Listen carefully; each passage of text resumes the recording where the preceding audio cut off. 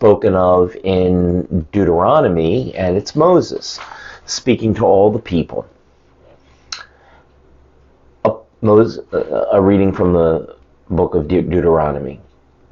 Moses spoke to all the people, saying, "A prophet like me will the Lord your God raise up for you among your kin, your own kin. To him you shall listen. This is exactly what you requested of the Lord your God at Horeb on the day of the assembly, when you said, 'Let us not again hear the voice of the Lord our God, nor see his great fire any more, lest we die.' And the Lord said to me, 'This was well said.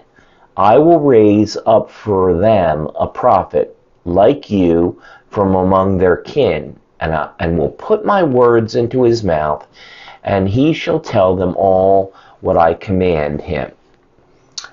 Whoever will not listen to my words, which he speaks in my name, I myself will make him answer for it. But if a prophet presumes to speak in my name, an oracle that I have not commanded him to speak, or speaks in the name of other gods, he shall die.'" The word of the Lord. Thanks be to God. So this is the prophet that the religious leaders and John the Baptist are referring to when they ask, "Are you the prophet?" "No, I'm not the prophet." Okay, Deuteronomy prophet. Biblical scholars say that the book of Deuteronomy is actually written a couple centuries after Moses had brought the people out of Israel to the Promised Land. And our reading is found in the middle of the book of Deuteronomy.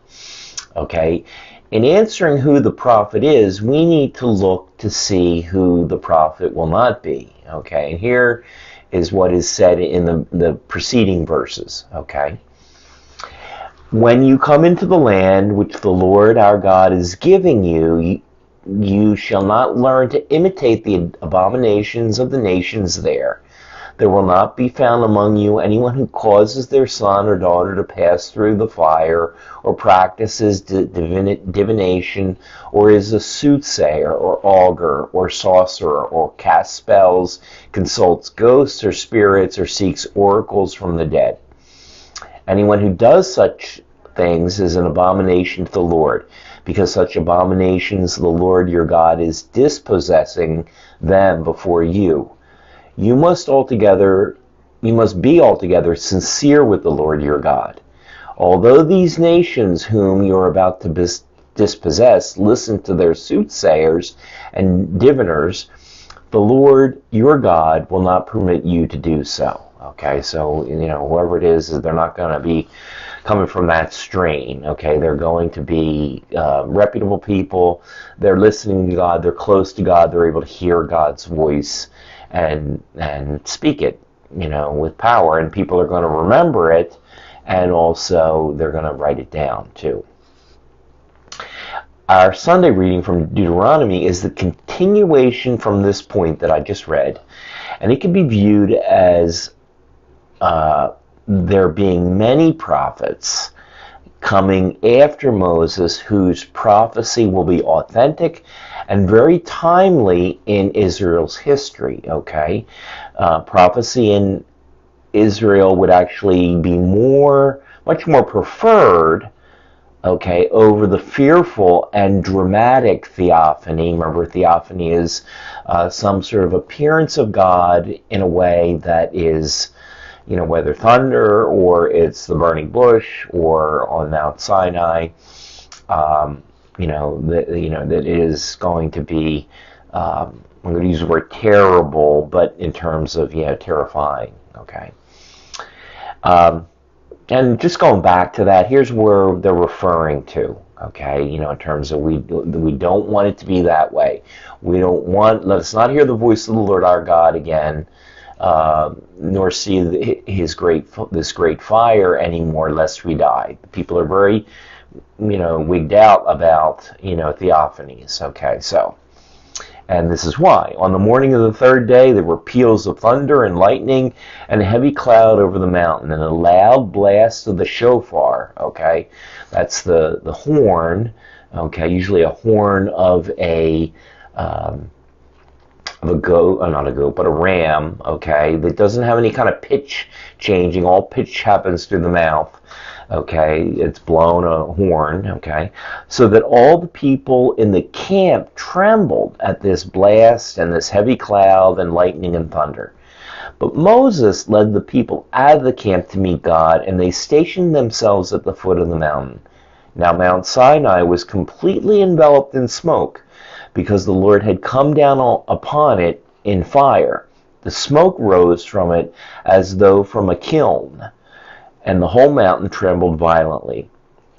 The blast of the shofar grew louder and louder while Moses was speaking, and God was answering him with thunder. When the Lord came down from Sinai to the top of the mountain, the Lord summoned Moses to the top of the mountain, and Moses went up. And then the Lord told Moses, "Go down and warn the people not to break through to the Lord in order to see him. Otherwise, many of them will be struck down. For their part, the priests who approach the Lord must sanctify themselves, else the Lord will break out in anger against them." But Moses said to the Lord, "The people cannot go up to Mount Sinai, for you yourself warned us, saying, 'Set limits around the mountain to make it sacred.'" So the Lord said to him, "Go down and come along with Aaron, but do not let the priests and the people break through to come up to the Lord, else he will break out against them." So Moses went down to the people and spoke to them. Okay, so that's, it's terrifying, okay, for the people. And the prophets, therefore, are mediators between God and the people of God, and also the king at times. This weekend's passage can be viewed as a continuation of God's voice working through prophets. Okay, as time went on, however, okay, the Jews viewed the prophet as the coming at the end of time, or the day of the Lord, and having an eschatological meaning. Okay, eschatological means end times, okay, end of days. The people began to expect a Messiah, and the prophet, capital P, okay, Deuteronomy, would fit this expectation. The Christian community saw this as well as the person of the Christian community saw this as well, okay, waiting for the Messiah, and they see it as the prophet coming in its fullness in the person of Jesus. Okay, Elijah, the prophet, was to come before the Messiah, as stated in Malachi, okay, chapter 3, verses 23 to 24. "Now I am sending you Elijah the prophet. Before the day of the Lord comes, a great and terrible day, he will turn the hearts of fathers to their sons, and the hearts of sons to their fathers, lest I come and strike the land with utter destruction." In the Acts of the Apostles, Jesus is identified as the prophet in Deuteronomy, who will bring about the final era, and with his call to conversion, okay? And at the end of the passage from Deuteronomy, there is a warning against the prophet who speaks falsely in God's name. Israel would have a great deal of false prophets who were not afraid to speak in God's name for their own gain or because they were just deceived, okay? So our psalm today is Psalm 95, and priests, deacons, and a lot of religious brothers and sisters would know this as the invitatory psalm, okay? One of the invitatory psalms to begin the day. It begins the Liturgy of the Hours. It's a psalm. This is, and any of the invitatory psalms, are a psalm of praise, God who has done great things, God who is other, but also, is great, and we give God that due at the first thing in the morning, okay? Or in the middle of the night for some religious orders, okay?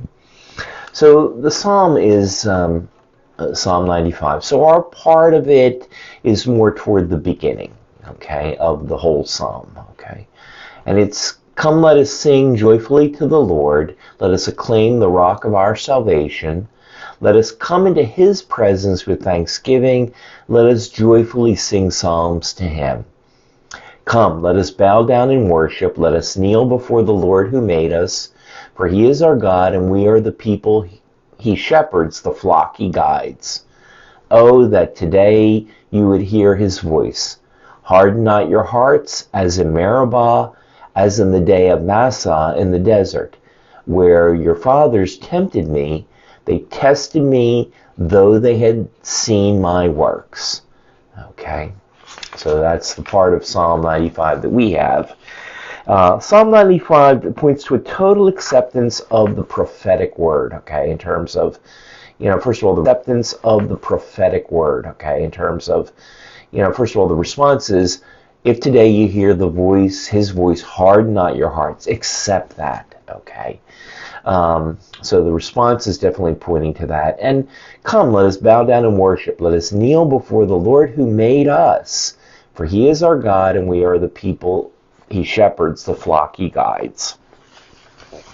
The word comes from God, and one should yield to it in their own lives through acceptance and also appropriation, that I appropriate it in my own life so that it's going to make a difference in my life and be notable to other people. They see, wow, he really believes it, or she really believes it, okay? Okay.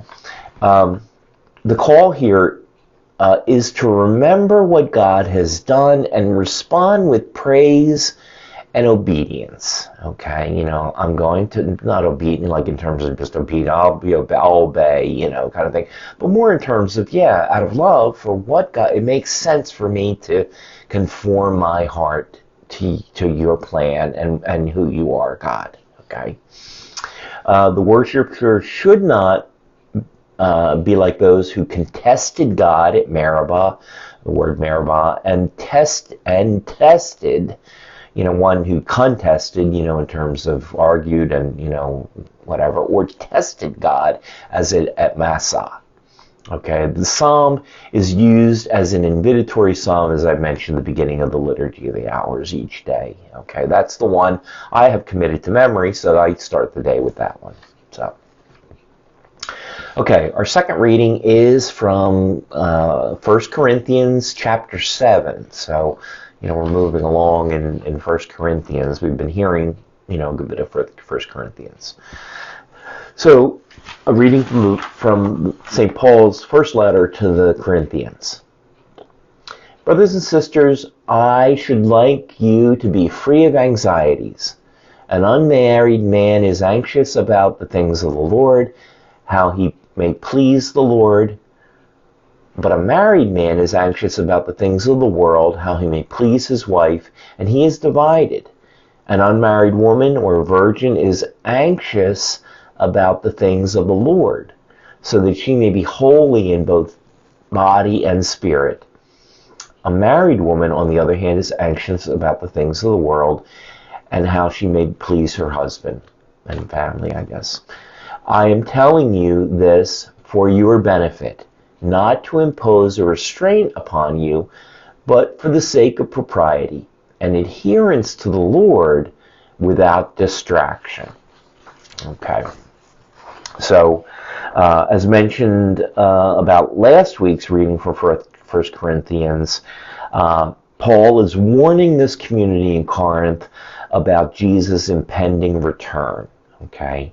And, when we talk about Jesus' return, it can be, yes, at the end of time, and this is what Paul is warning of, but it can be at the end of our lives, too. It's his to come collect us, okay? So Christians should be focused on being ready for Jesus' return, whether at the end of time, okay, we're living in those times, don't know. Okay, we know that we are in the end time in terms of Scripture, in terms of, and that God is, started this salvation with Jesus' Paschal mystery, okay, and incarnation, Paschal mystery, ascension, and also now his return. So as he's ascended, he will return, and we are in the last days in those terms. Okay, that we should focus and be ready for Jesus' return, whether at the end of time or at the end of our lives, and should be free of distracting anxieties. Paul is speaking to those who will listen about his preference for the celibate life. Marriage brings its own concerns to sometimes distract from people focusing on the living God. Okay, single people have the freedom to focus on serving the Lord. Okay, time is running out until Jesus' return, and living a Christ-centered life is the most important thing for Paul, and really just objectively, Jesus' teaching, that's what our lives are, to be Christ-centered. The single life for Paul offers that ability to focus more deeply on Jesus and a Christ-centered life. He does not, discount marriage as being something less, however. And he gives a lot of attention to it in his writings, too, however, he sees that cares and worries that with family life and marriage can prevent one from giving their whole self to God. So that is our second reading. Our gospel reading is, we're still in chapter 1 of, because we're in fourth week in ordinary time, we're still in chapter 1 of Mark. And we'll begin a reading from the Holy Gospel according to Mark. Then they came to Capernaum, and on the Sabbath Jesus entered a synagogue and taught. The people were astonished at his teaching, for he taught them as one having authority and not as the scribes. In their synagogue was a man with an unclean spirit, and he cried out, "What have you to do with us, Jesus of Nazareth? Have you come to destroy us? I know who you are, the Holy One of God." Jesus rebuked him and said, "Quiet, come out of him." The unclean spirit convulsed him, and with a loud cry came out of him. All were amazed and asked one another, "What is this? A new teaching with authority. He commands even the unclean spirits, and they obey him." His fame spread everywhere throughout the whole region of Galilee. So Galilee is in the north, and the Sea of Galilee, it's sort of like an oval. If I could draw an oval for you, I'm not sure I can. And it's at the top. Capernaum is at the top of that, where he is in this reading. And if you ever get a chance to go to one of, I would recommend Father Hughes's trips. I think they're the best. But to go to the Holy Land, that it is really incredible. The scriptures will not be the same again, having gone to the Holy Land. They changed my life. I see the scriptures differently. But there, in Capernaum, there's I want to say it's a 4th century synagogue that's there. And the tradition is, if you're going to build a synagogue, you build where one has already been. And at the 1st century level, it marks where the 1st century level excavation is of that. So you can see where the synagogue was that Jesus, had walked in. And that also Peter's house was found too in Capernaum too. And at the 1st century level, there's graffiti in Greek, glorifying Jesus and saying, this is Peter's house. And above it, there's a basilica that's built.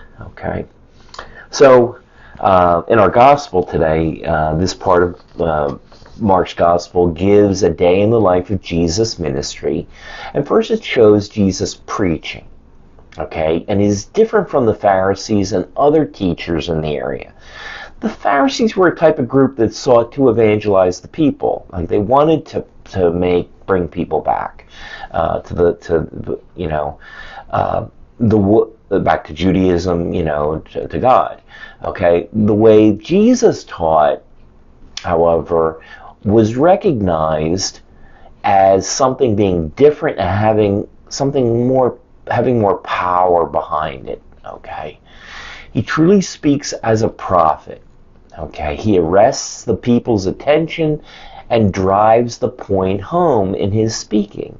Okay, Jesus knows who is. Gosh, I'm not sure what I wrote here. Jesus is. There's not anybody really that speaks in a similar manner. Okay, the way Jesus speaks, that it just doesn't come across. Nobody's speaking like this. Okay, he backs up that powerful message with the second part of this gospel passage, which is healing, or in this case, deliverance from evil spirits. Okay. Not only does Jesus know who he is, but the evil spirits also know who he is. Okay, there's no identity crisis when Jesus preaches, and that they know who he is too. And their concern is that their time is up before the appointed time, the end of days. Okay, or the end of time.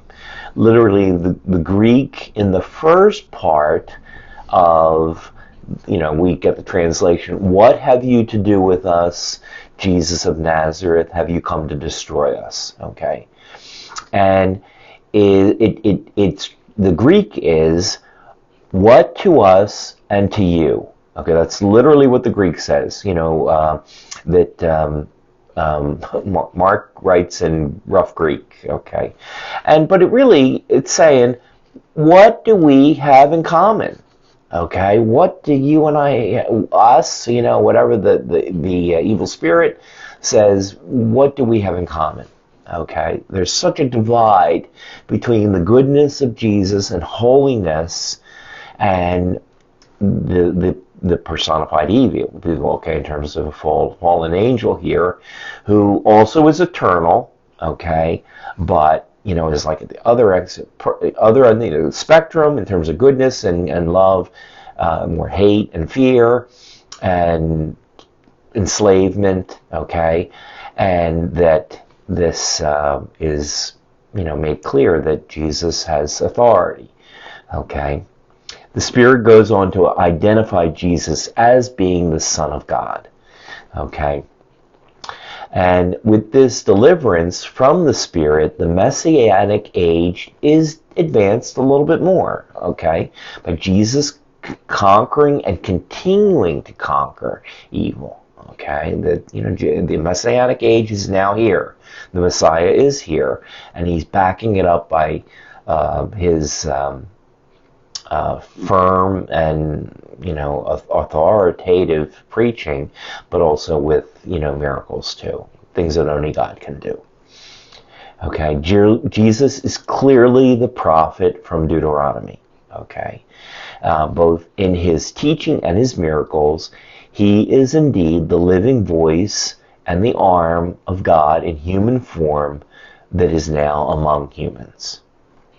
Okay, so it's very powerful in terms of Jesus, who he is, and just that you to reflect on this, and just so that it becomes part of you too, that you sort of let go to, okay, Lord, I'm going to think about this, and look for you to act with that authority in my own life, whether it's through the scriptures, maybe scriptures I've even heard a few times, but that I'm going to be more open, or just I want you to speak more to my heart in a way that changes me and makes me more like you and the light that I'm supposed to be. Okay, so good things can happen, when we sort of let go, and we do think about what the scriptures say, and be with it, and talk to God about it too. Okay,